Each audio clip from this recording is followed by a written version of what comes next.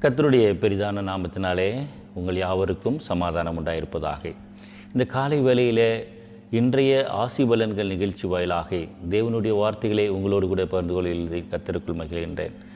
இந்த நாளிலும் கூட 122ஆம் சங்கீதத்தில் 7வது வார்த்தை இப்படியாக சொல்கிறது, உன் அலங்கத்திற்குள்ளே சமாதானமும் உன் அரண்மனைக்குள்ளே சுகமும் இருப்பதாக.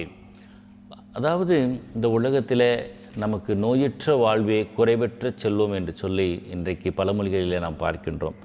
வேதம் அதை வலியுறுத்தி சொல்கிறது. என்னுடைய அலங்கம் என்றால் என்னுடைய உடல், என்னுடைய இதயம், என்னுடைய உள் உறுப்புகள், இவைகள் எல்லாவற்றிலும் ஆண்டவர் சொல்கிறாரு, உன் அலங்கத்திற்குள்ளே சமாதானமும் உன் அரண்மனைக்குள்ளே, அரண்மனை என்றால் வீடு, வீட்டிலே சுகமும் இருப்பதாக. ஒரு மனிதனுடைய உள்ளிந்திரியங்கள் எல்லாம் சமாதானமாக இருக்கும் என்று சொன்னால் ஒரு மனிதன் எவ்வளவு மேன்மையாக இருப்பான். சில பேர் சொல்கிறாங்க, எனக்குள்ளே எவ்வளோ வழிகள் இருக்குது தெரியுமாங்க, எனக்குள்ளே எவ்வளோ பாரங்கள் இருக்குது தெரியுமா அப்படின்னு சொல்கிறாங்க. இங்கே அரண்மனை, நம்மளுடைய வீடுகளிலே இன்றைக்கு வாங்கக்கூடிய சம்பளத்திலும் வருமானத்திலும் பெரும் பங்கு மருந்துகள் வாங்குவதிலும் மாத்திரைகள் வாங்குவதிலுமே அதிகமாய் செலவிடுகிறது. ஆனால் தேவனுடைய பிள்ளைகளுக்கு அவ்வாறாக இல்லை.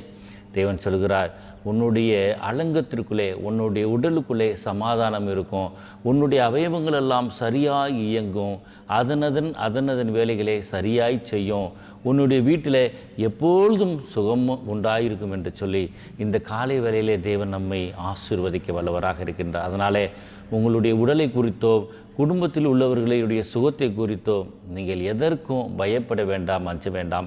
இந்த நாளிலும் தேவன் நமக்கு கொடுத்திருக்கிற வாக்குத்தத்தம், உன்னுடைய அரண்மனைக்கு சுகம் உண்டாயிருக்கும், உன்னுடைய அலங்கத்திற்குள் சமாதானம் உண்டாயிருக்கும் என்று சொல்லி தேவன் நம்மை ஆசீர்வதிக்க வல்லவராக இருக்கிறார். அது மாத்திரமல்ல, என் சகோதரர் நிமித்தமும் என் சிநேகிதர் நிமித்தமும் உன்னில் சமாதானம் இருப்பதாக என்பேன் என்று சொல்கிறார்.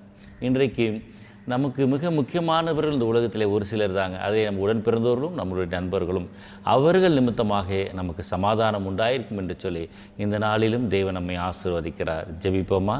கிருபையுள்ள ஆண்டவரே, உம்முடைய பரிசுத்த நாமம் மகிமைப்படுவதாக. தேவனே, உம்முடைய வாக்குத்தத்தங்களை நாங்கள் நம்பி ஏற்றுக்கொள்கிறோம்.